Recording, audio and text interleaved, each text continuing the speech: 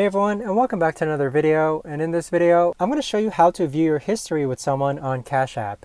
Now this video is going to be particularly useful for individuals. Let's say that you've been using Cash App and you want to go ahead and see all your transactions with a certain someone. How do you actually go ahead and view your history on Cash App? Now this video is going to be short, sweet, and simple, guys. There's not going to be a lot of steps involved.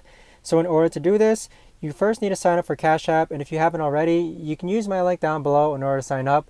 And once you send your first money on Cash App, you'll receive $5. So if we open up Cash App, and then on the bottom right hand corner, you want to click on the clock icon. Next, you want to scroll down until you find the individual who you want to see your history with. So let's click on Johnny Appleseed. Once we click on Johnny Appleseed, you want to go ahead and scroll down and then click on View History with Johnny. So as you can see here, this is going to show all your transactions that you've made with this certain individual. But that right there, guys, is the best and easiest way that I know of to actually go ahead and view all your history with someone on Cash App.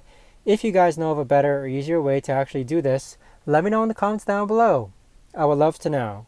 Thanks so much for watching, everyone, and I'll see you guys all in the next